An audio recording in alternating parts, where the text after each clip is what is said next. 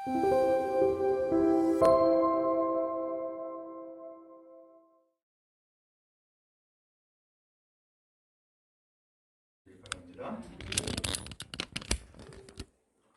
그 전에 제 이야기를 한 적이 있는데 오늘 이 성경 말씀의 도움을 위해서 제 이야기를 한번 다시 할게요. 처음 듣는 것처럼 듣기 바랍니다. 이제 5학년 때 아버지가 돌아가셨어요. 근데 아버지가 돌아가실 때는 잘 몰랐는데 시간이 좀 지나니까 아버지가 없는 것이 참 이게 서러운 거구나 라는 것을 알게 됐어요. 그러면서 이제 제 족보에 대한 관심을 갖게 된 거예요. 내가 누군가, 내 뿌리가 어딨나. 근데 아버지는 그 145대 때 내려오셨거든요. 그 원래 고향이 황해도 재령이에요. 거기까지만 알고 있었어요. 그리고 제 이름이 이동순 아닙니까? 그래서 이건 뭐 아버지한테 물어볼 수도 없고 이제 이미 안 계시니까. 그래서 이제 족보를 좀 알고 싶어가지고서 아무튼 관공서는 그냥 싹 찾아다녔어요. 그래서 지금도 기억하는 것이 동사무소는 물론이거니와 당시 동대문 구청을 찾아갔어요. 동대문 구청을. 구청을 찾아가지고서는 이제 호적 등본을 떼어가지고서 이제 제 족보가 그 호적이 어떻게 되어 있는지를 좀 파악을 하고, 그리고 나서 보니까는 제가 그 어린 나이에 호주로 돼 있더라고. 아버지가 돌아가시니까 호주가 이제 제가 돼버린 거예요. 그런데 그럼에도 불구하고 이거 제 뿌리를 찾을 수가 없는 거예요. 그러니까 그 구청의 직원이 이제 어린 사람이 왔으니까 그러면서 자꾸 이제 이것저것 뒤지고 찾고 하니까는 저한테 물어본 거예요. 뭘 찾냐고. 그랬더니 제가 이제 설명을 해줬죠. 이게 좀 호적 뒷문을 띄었는데 아버지에 대한 것만 나오고 그 이전의 세대는 안 나온다. 그거 어떻게 알 수 있느냐 했더니만은 원족을 띠라는 거예요. 그래서 저는 그때서요 원족이라는 것이 있는 것을 그때 처음에 알게 된 거예요. 예. 근데 원족을 띠니까는 세상에 누가 나왔느냐? 할아버지 할머니 이름이 딱 나오는 거예요. 아하, 이거구나. 그리고 거기에 서류를 쭉 보니까는 그 이북에 주소가 나오는 거예요. 황해도 재령군 창천면 창천리 그 다음에 몇 번지 이렇게 딱 나오더라고. 이야, 여기가 고향이었구나. 그것을 이제 알게 된 거예요. 그러면서 제가 이제 나중에 통일이 되면은 꼭 한번 이 고향 한번 좀 찾아가 봐야지. 그리고 통일이 되면은 그 고향에다가 교회 하나 세우면 좋겠다. 교회 하나 세우면 좋겠다. 이런 소망을 이제 가지고 있어요. 이제 언제 이루어질지 모르지만은 아마 제가 여기 은퇴하고서는 저희 황해도에 갈지도 몰라요. 아무튼 교회를 세우겠다는 소망을 가지고 있고, 이제 그럼에도 불구하고 이제 할아버지까지의 그 성함은 알았는데 그 할아버지의 성함도 보니까는 동자가 들어가더라고. 그래서 이게 도대체 어떻게 된 거야? 분명히 그 제 족보에 동자가 들어가는데 돌림자로 들어가는데 할아버지 성함에도 동자가 들어가는 거예요. 그러니까 제가 그때 더 헷갈린 거예요. 그럼 내 족보가 도대체 뭐야? 그래서 족보를 아무리 찾으려도 찾을 수가 없는 거예요. 그래서 이건 천상 고향 가가지고 한번 물어봐야겠다. 그때 되면은 그 세대가 전부 다 또 세상을 떠나가지고서 찾지 못할 수도 있지만은 아무튼 그런 상황이었어요. 자, 그러면서 제가 깨달은 것이 있어요. 그게 뭐냐면은 하나님 여러분 보셨어요? 못 보셨어요? 세상에 왜 못 봤어? 근데 참 공교롭게도 하나님 본 사람이 없어요. 그죠? 그럼에도 불구하고 우리가 하나님을 믿어. 하나님 보지도 못했으면서도. 그러면 하나님을 믿는다 그런 것은 하나님이 계신다는 것을 알고 있다는 얘기고, 하나님이 어떤 분이라고 하는 것을 알고 있다는 얘기 아니에요. 그러니까 믿는 것 아니에요. 그러면 하나님이 도대체 어디 계세요? 하나님이 어떤 분인 것을 어떻게 알 수 있어요? 다행스럽게도 하나님께서 우리에게 남겨주신 유산이 있는 거예요. 그게 뭐예요? 성경이에요, 성경. 제가 제 족보를 모르고 제 그말로 할아버지 할머니 그다음에 그 사는 곳이 어딘지를 몰랐다가 원적을 통하여서 기록된 내용을 보고서 그때서야 알게 된 것처럼 성경이 하나님을 본 자는 없지만은 하나님이 어떤 분인가라는 것을 알려주시고 기록해 놓았단 말이죠. 그러니까 하나님을 알고 싶으면은 뭘 찾으면 돼요? 성경 찾으면 돼. 왜? 이 성경이 하나님이시는 말씀이시니까. 그러면 지금은 그런 일이 많지 않지만은 옛날 그 동화책이나 그런 책을 보면은 보물섬이 나와요. 보물지도가. 그죠? 그 보물지도 하나 가지고서는 지금 뭘 찾아가요? 보물 찾으러 가는 거야. 거기 있는지 없는지는 아직 몰라요. 그렇지만은 보물지도에 그 위치가 기록되어 있으니까, 위치가 정해져 있으니까 아, 이곳에 가면은 보물이 있겠구나 라고 하는 믿음을 가지고서 그 보물지도 하나 가지고서는 찾아 나서는 것 아니에요? 그러면 이 보물지도를 통하여서 그는 꿈꾸고 소망하는 것은 뭘 소망할까요? 보물을 찾는 것을 소망하고 그것을 꿈을 꾸고 있는 것이죠. 오늘 그런 의미에서 이 성경은 마치 보물지도와 같아요. 우리가 정말로 얻고자 하는 것, 그 보물을 찾을 수 있고 만날 수 있는 것이 이 보물지도, 곧 성경이 있단 말이죠. 그러므로 이 성경은 하나님이 우리에게 주신 아주 소중한 책인 거예요. 그러므로 성경을 우리가 읽고 이 성경을 통하여서 보물이 되시는 예수님을 만나는 축복이 모두에게 있기를 간절히 바랍니다. 아멘. 여러분, 세상에 이 모든 만물이 조성되었어요. 근데 우리가 이 세상이 다 조성되고 난 다음에 태어났죠. 맞습니까? 네. 세상이 있기 전에 태어나신 분 계세요? 없어요. 네. 그래서 세상이 어떻게 시작되었는지 알아요, 몰라요? 우리 몰라. 세상이 다 조성되고 난 다음에 태어났기 때문에 몰라요. 그런데 세상이 어떻게 시작됐는지를 알 수 있는 책이 딱 하나 있어요. 성경이요. 그 성경을 보니까 세상의 모든 만물이 있기 전에 이미 누가 있었어요? 하나님이 계신 거예요.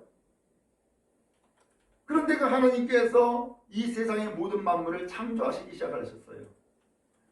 그래서 이 세상이 존재하게 되어진 거예요. 근데 이 세상의 모든 만물을 창조하시는데 뭘로 만들었을까요? 말씀으로 만드셨어요. 하나님이 빛이 있으라 하니까 빛이 생겼어요. 그렇죠? 그리고 땅과 육지로 나눠져라 라고 하니까는 바다와 육지로 나눠지라고 하니까 나눠졌어요. 오늘 그래서 이 세상의 모든 만물은 하나님의 말씀으로 창조가 되었고 하나님의 말씀으로 시작되어진 거예요. 그 말씀은 곧 권세요, 능력인 거예요.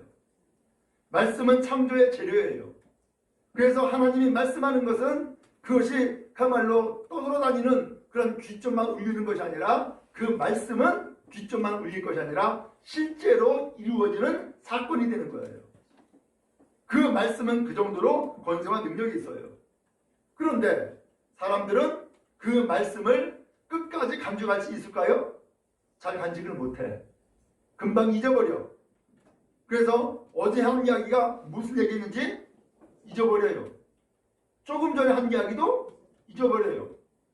그러니까 하나님께서 이 말씀을 새겨주신 거예요. 잊지 말라고. 그래서 돌에다가 새겼어요. 그게 십계명이에요. 그 다음에 제단에도 새겼어요. 그리고 돌에다가 새겨가지고선 비석처럼 세워놨어요. 그랬는데 아무리 그렇게 새겨놨다 할지라도 세월이 지나면은 잊어버리고 더 나가서 지워지죠. 또 돌에다가 새겨놨어도 그 돌에 있는 사람은 볼 수 있지만 돌에 가까이 있지 않은 사람은 볼 수가 없어요. 오늘 그러다 보니까는 이 말씀은 사람들에게 한계가 주어진 거예요. 그래서 이 말씀이 점점 발전하면서 처음에는 하나님이 직접 써주고 그 다음에는 서기관들과 같은 사람을 통하여서 이 말씀을 이제 전부 다 양필이라든가 갈대 그 줄기에다가 써가지고서는 이것을 전부 다 이제 전달하기 시작한 거예요. 그런데 사람들이 직접 쓰다 보니까는 이것도 역시 양도 많아지고 그 다음에 이것도 한계가 있는 거예요. 근데 다행스럽게 사람들이 인쇄라고 하는 것을 발전시켰어요. 그래서 나중에는 드디어는 그 방대한 내용의 하나님의 말씀을 책 한 권으로 만들 수 있게 되어진 거예요. 그게 지금 성경인 거예요. 자, 그러면 이 성경에 대한 말씀을 좀 더 자세하게 말씀드리는데, 성경을 쓴 사람이 몇 사람이나 되는지 아세요? 잘 모르시죠? 네. 40여 명이 썼대요. 40여 명?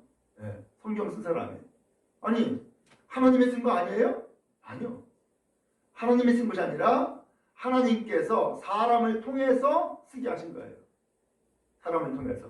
그래서 이것을 오늘 읽은 성경에서는 뭐라고 표현했느냐? 거기 나오죠? 성경은 누구의 감동으로? 하나님의 감동으로. 그래서 16절에 나오죠? 모든 성경은 하나님의 감동으로 된 것이다 라고 표현했어요.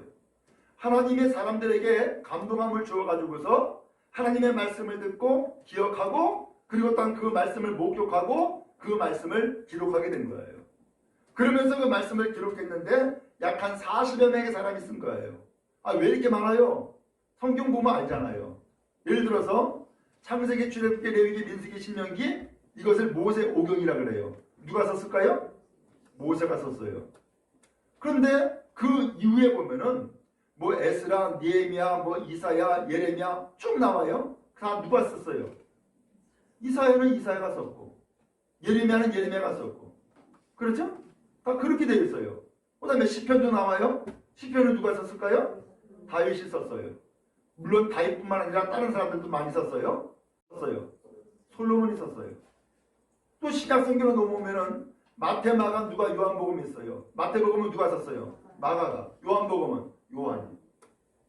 자, 그런 식으로 여러 사람이 성경을 쓴 거예요. 그러다 보니까 약 40여 명의 사람이 되어져요. 그리고 이 사람들이 그 성경을 썼을 때에 시대가 다 틀려. 그렇죠? 구약시대 때 생존했던 사람이 있고 신약시대 때 생존한 사람이 있어요. 시대가 다 틀려. 그러다 보니까 이 성경이 창세기부터 마지막 요한계시록까지 쓸 때에 이 기록된 기간이 자그만치 1500년이래요. 엄청 기네. 그렇죠? 1500년이라는 거예요. 자, 그리고 그렇게 시대가 달라지고 환경이 달라지고 역사가 달라지다 보니까는 이 성경도 구약성경과 신약성경으로 나눠져요. 구약성경은 히브리어라고 하는 이스라엘의 언어가 있어요. 유대인의 언어. 그 히브리어로 써져 있어요. 그 다음에 신약성경은 헬라어로 써져 있어요. 그래서 지금의 유럽 사람들이 썼던 옛날 언어예요. 그래서 이 헬라어로 신약성경은 써져 있어요. 그래서 구약성경은 몇 권일까요? 39권이에요. 그 다음에 신약성경은요? 27권이에요. 합계가 66권이에요. 그래서 제가 공부할 때는 어려서 성경학교에서 가르쳐준 것이 이걸 잘 외우도록 하기 위해서 구구단으로 외워지겠습니다. 네. 39, 27 해가지고서는 구약 39권, 신약 27권 해가지고서는 성경을 이렇게 알려주었어요. 그래서 지금도 달라진 건 없어요. 지금도 똑같이 그렇게 가르쳐줄 거예요. 자, 그런데 왜 이것이 성경이냐라는 거예요. 왜 이게 성경이냐라는 거예요. 왜 이게 하나님이 주는 말씀이냐는 거예요. 그래서 이 성경에서 우리에게 주시고자 하는 말씀이 있어요. 성경에서. 그래서 성경을 읽으면은 우리가 깨달아야 될 것, 발견해야 될 것이 딱 한 가지가 있어요. 뭘 발견할 수 있을까요? 성경을 읽으면은 딱 한 가지 발견할 수 있는데 그것이 바로 뭐냐면은 이 성경의 주인공을 발견하는 거예요. 이 성경의 주인공이 누굴까요? 예수예요. 예수. 아니, 예수님은 신약시대 때 태어났잖아요. 예, 맞아요. 근데 구약성경에서도 예수가 나옵니까? 예, 나와요. 그래서 구약성경에서는 어떻게 나오느냐? 이 세상에 구원자를 보내신다 라고 하는 약속의 말씀이 기록된 거예요. 그 다음에 신약성경은 그 구약제 시대 때에 약속했던 그 구원자가 오셨다라고 하는 것을 기록한 말씀인 거예요. 그래서 구약 성경은 구원자가 오신다라고 하는 약속의 말씀이고 신약 성경은 구원자가 오셨다라고 하는 말씀인 거예요. 그러면은 구약 성경과 신약 성경의 공통적인 단어가 생겼네? 그게 뭐예요? 구원자. 그래서 이 구원자를 기록한 것이 성경인 거예요. 그러면 이 구원자가 다시금 누굴까요? 예수 그리스도. 그래서 성경을 읽으면은 예수를 발견하게 되어지고 예수를 발견하면은 성경을 제대로 읽은 거예요. 근데 아무리 읽어도 예수를 발견할 수 없다. 그건 잘못 읽은 거예요. 성경은 예수님을 알려주는 책인 거예요. 그래서 오늘 읽은 성경 본문에 보면은 그 내용이 나와요. 여러분 15절 말씀 15절 말씀 다시 한번 읽어보겠습니다. 시작. 또 어려서부터 성경을 알았나니 성경은 능히 너희로 알아본 그리스도 예수 안에 있는 믿음으로 말미암아 구원에 이르는 지혜가 있게 하느니라. 아멘. 예. 이 성경에서 무엇을 얻게 해줘요? 예, 구원에 이르는 지혜, 구원받는 길이 무엇인가를 알려주는 거예요. 이 성경이. 그러니까 성경을 읽으면은 구원받는 길을 찾아야 되겠네. 그걸 발견해야 되겠네요. 예. 그래서 이 성경은 구원에 이르는 지혜를 준다고 했는데 이 구원에 이르는 지혜를 좀 더 설명한 거예요. 거기 보니까 뭐라고 되어 있어요? 그리스도 예수 안에 있는 무엇으로? 믿음으로 말미암아. 아하. 그래서 그리스도는 구세주잖아요. 구원자가 되시는 예수님을 믿음으로 구원에 이르는 지혜를 주신다는 거예요. 그러니까 이 성경은 예수님을 가르쳐주고 있고 그 다음에 예수님을 믿어야 되는 이유를 말씀하고 있는 거예요. 왜 믿어야 되는지를. 그러니까 여러분 성경을 통하여서 예수님을 발견하고 성경을 통해서 예수님을 믿는 복이 있길 바랍니다. 네. 자, 그래서 이제 이 성경을 우리에게 주셨기 때문에 이제는 이 성경을 통하여서 중심 인물도 알아야 되고 이 성경을 통해서 예수님을 믿는 길도 깨달아야 되고 이 성경을 통해서 구원받는 백성이 되어야 되겠네요. 그렇죠? 그러면 다시 한번 그러면 성경에서 도대체 누구를 주인공으로 삼으셨는지 성경에 이게 나와요. 요한복음 5장 한번 찾아보세요.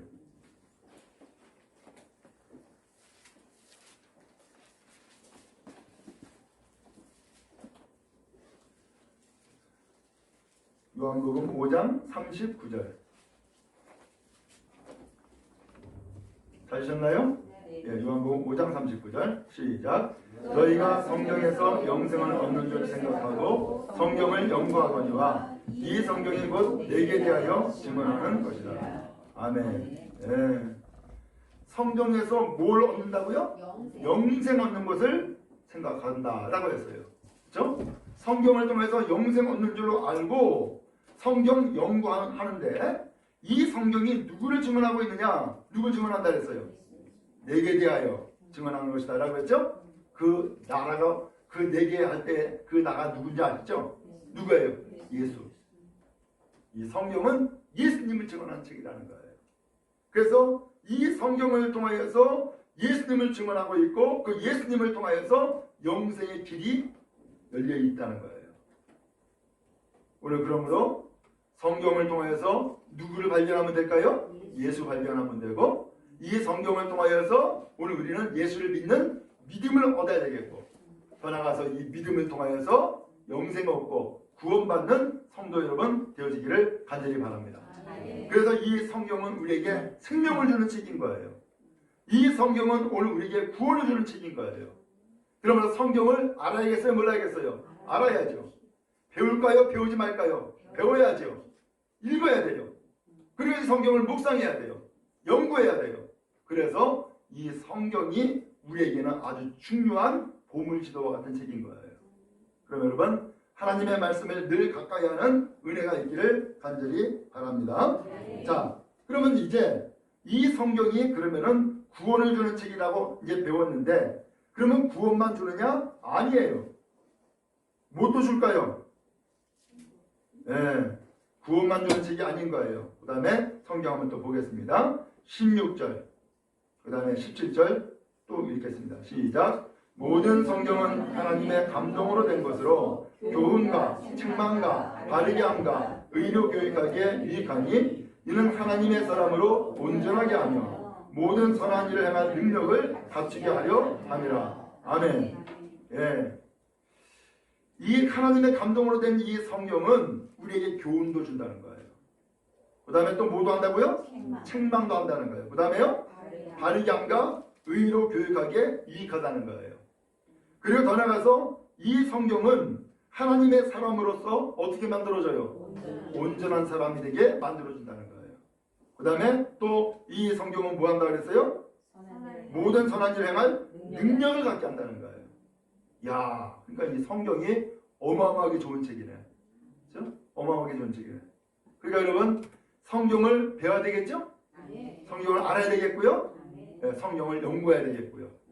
그래서 제가 지난번에 말씀을 드린 것처럼 우리가 평일에 나와서 성경을 연구하고 그러면 참 좋겠는데 이제 다들 바쁘니까 그래서 주일날 오후 예배 우리가 드리니까 오후 시간을 좀 활용을 해야겠구나 라는 생각을 가지고 있는 거예요.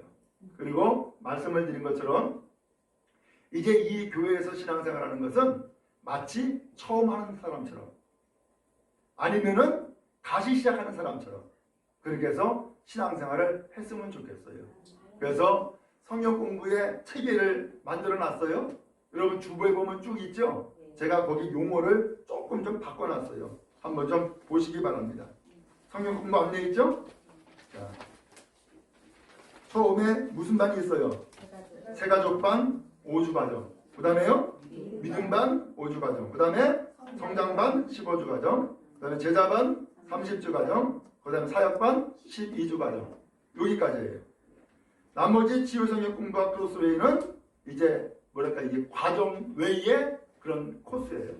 과정 외의 코스예요. 그래서 이 코스 5개의 반인데 이것을 쭉 이수함으로써 우리가 꿈의 교회 성도로서의 어떤 체계를 다시 한번 확실하게 가게 하고 그리고 나서 마지막 사역반을 통하여서 이제 본격적으로 봉사하고 일을 하는 그러한 성도가 되도록 만들어줘야겠구나 라는 생각을 가지고 있는 거예요.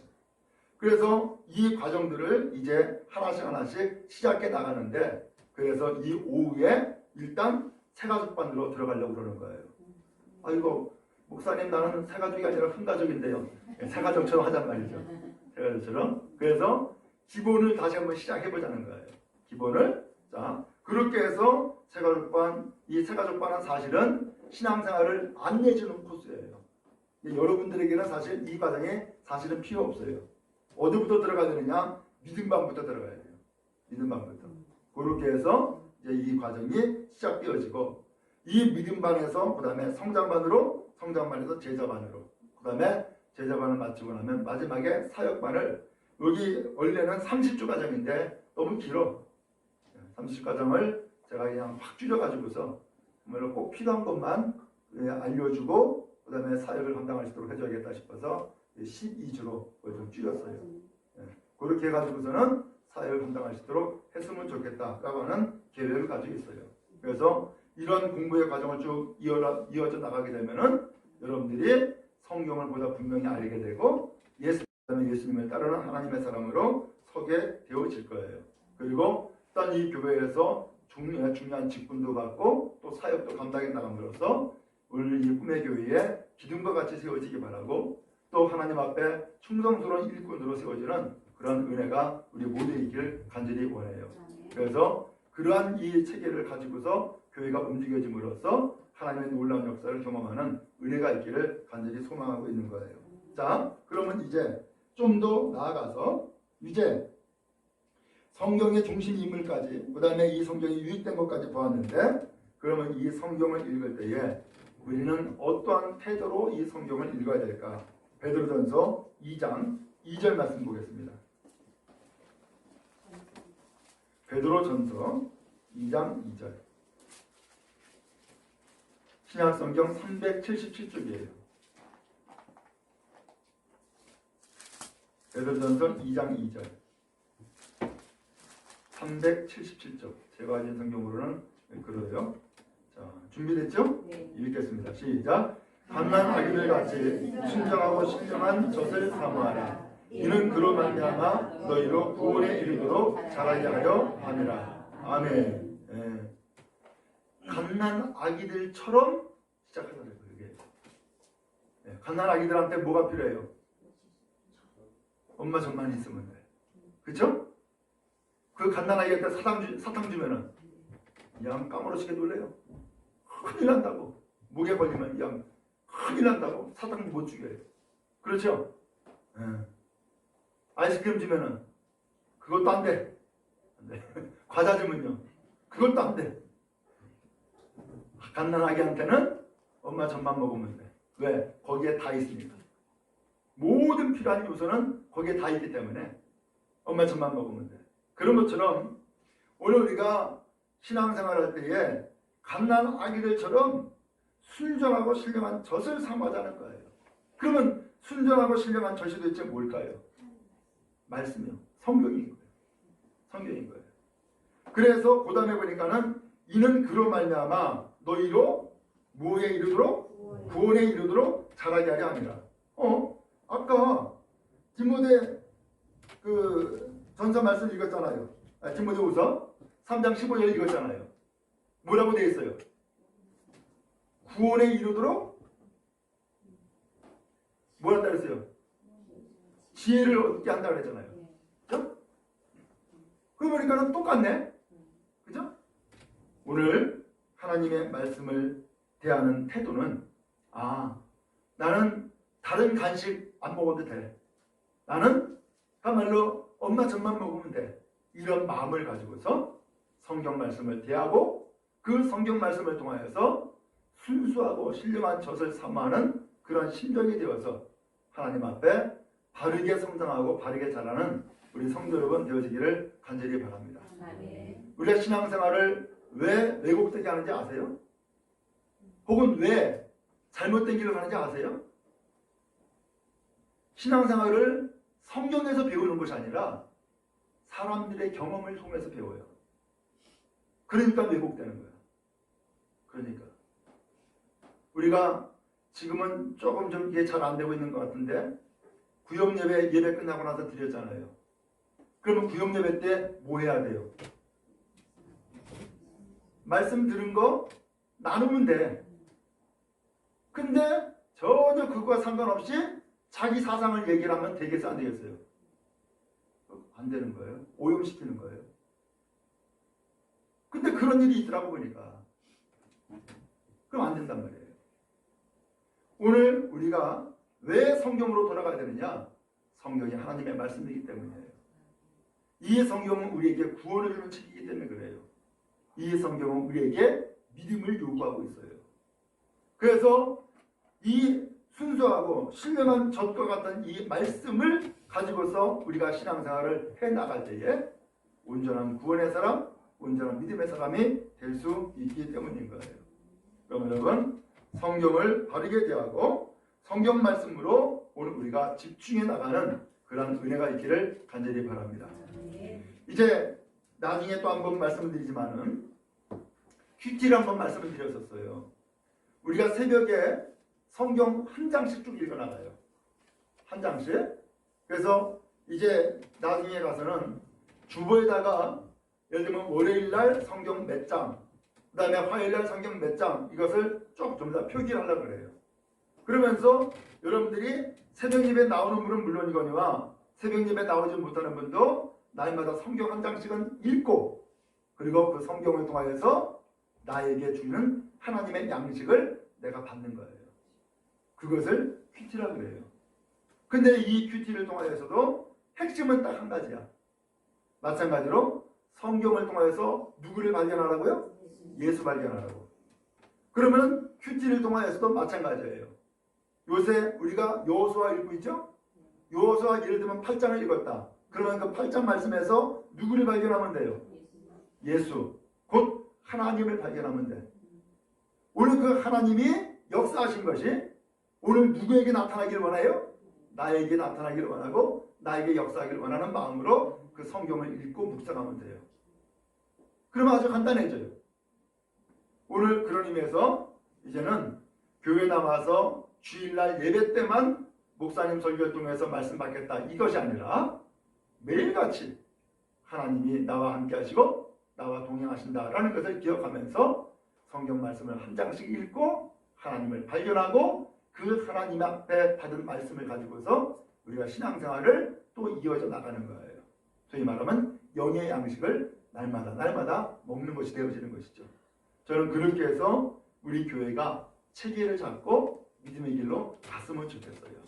그래서 날마다 주의 말씀과 동행하는 성도, 그리고 어떤 그의 말씀을 실천하고 따르는 그런 믿음의 길을 함께 갈 수 있게 바라고, 그래서 교회에서나 세상에서나 동일한 그리스도인으로, 동일한 하나님의 사람으로 살아갈 때에 하나님은 기뻐하실 것이고 세상은 우리 예수를 믿는 믿음의 사람 때문에 더욱더 밝고 소망이 넘치지 않겠어요? 그 길로 함께 가는 우리 모두가 다 되어지기를 주님의 이름으로 축원합니다.